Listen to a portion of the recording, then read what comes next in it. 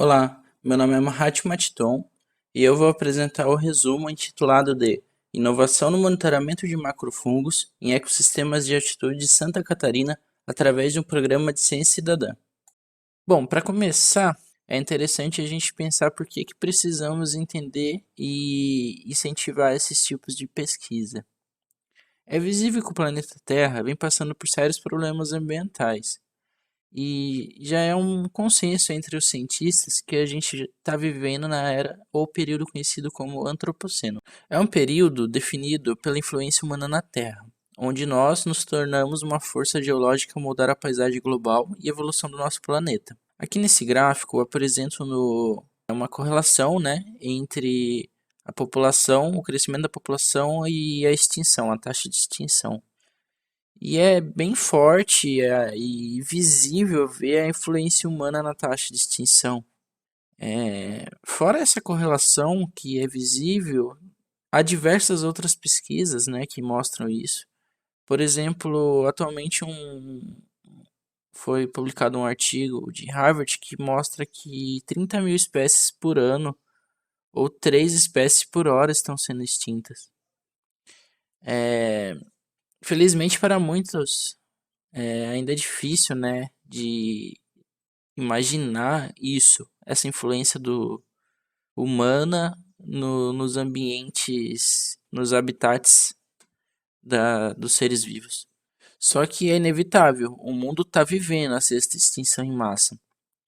As nossas cidades evoluíram e expandiram rapidamente. Não só as cidades, né, como os campos, monocultura, criação de gado. É, a gente está passando por um período conhecido de homogeneização, né? Que a gente está tornando tudo igual. Pela ONU, a gente já chegou ao todo 1 milhão de espécies ameaçadas.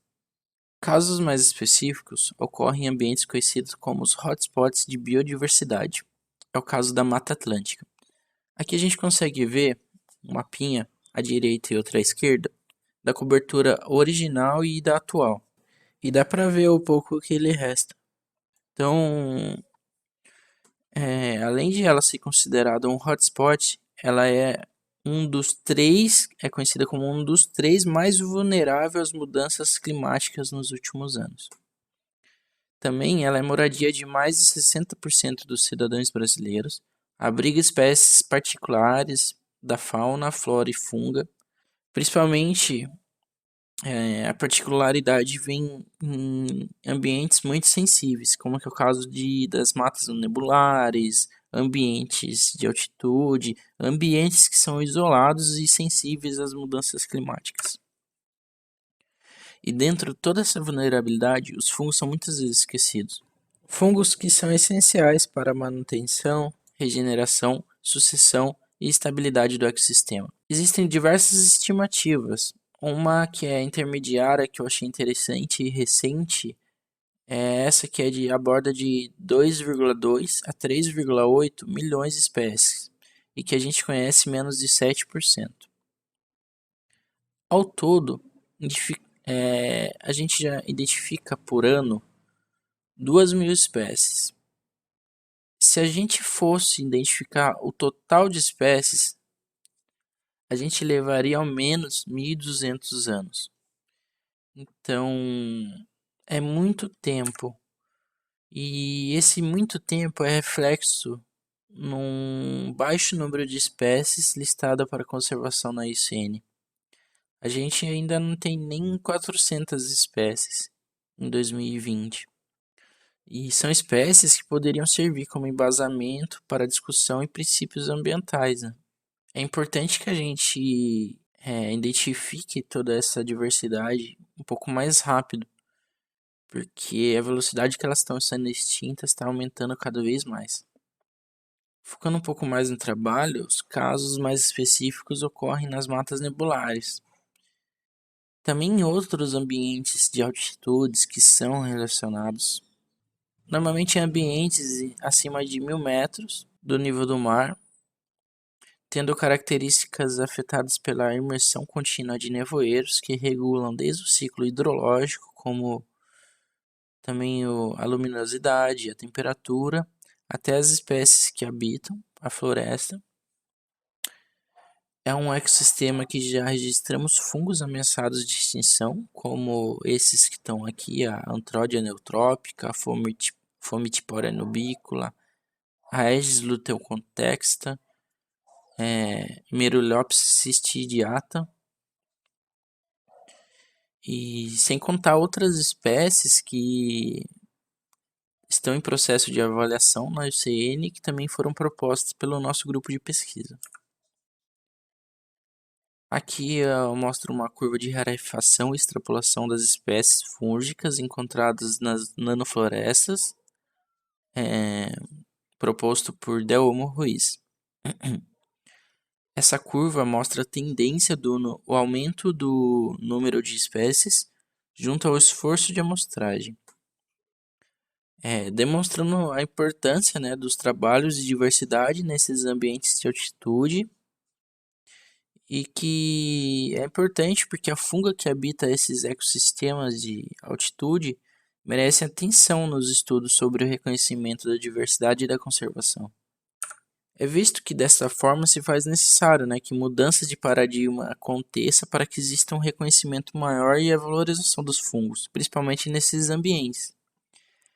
E inventariar e monitorar a diversidade de macrofungos não pode ficar só nas mãos de especialistas, que são poucos e muitas vezes não têm recursos e suporte para tal tarefa. A ciência ela precisa ser baseada no conjunto maior de amostras, no caso dos fungos, porque é muito difícil, né, de monitorar isso com poucas pessoas. Então a ciência cidadã pode nos ajudar nesse sentido. Ela é uma ciência baseada na participação informada, consciente, voluntária dos cidadãos. Ela, ela oferece uma abordagem alternativa na construção do conhecimento junto à comunidade. E procura envolver voluntários para ocupar uma grande lacuna taxonômica e geográfica. Isso que é legal da ciência cidadã. E tem diversos estudos que já mostram a utilização da ciência cidadã. Poucos no Brasil. No Brasil é utilizado não muito com macrofungos, mas no exterior é muito utilizado a ciência cidadã já aliada a aplicativos de celulares. Então, um projeto realizado por Hilma entre 2009 e 2013 na Dinamarca possibilitou um registro de 75% a mais de macrofungos quando comparados aos métodos tradicionais da academia, né?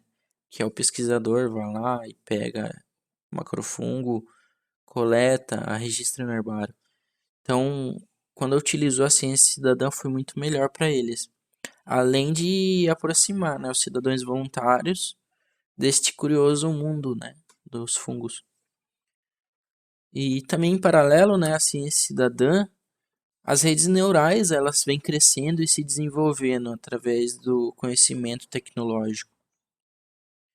Elas funcionam como se fosse um banco de dados que pode ensinar o computador a escolher a melhor informação ali.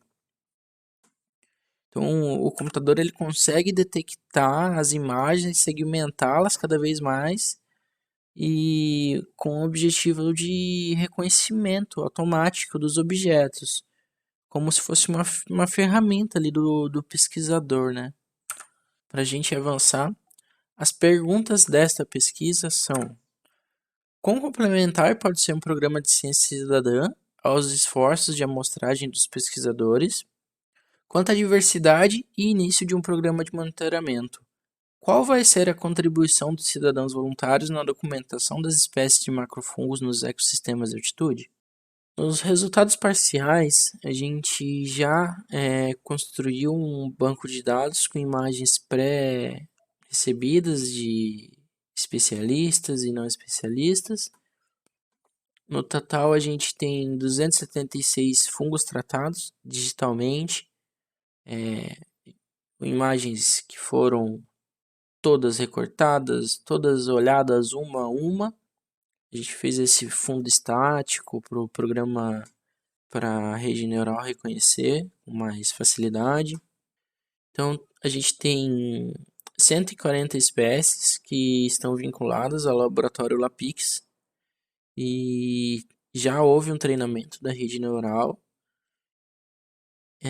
A gente fez um teste de 30 imagens, 27 foram reconhecidas. Aqui a viabilidade, que eu agradeço, né, aqui imensamente aos fundos e iniciativas de pesquisa e fico à disposição para qualquer esclarecimento. E muito obrigado a todos.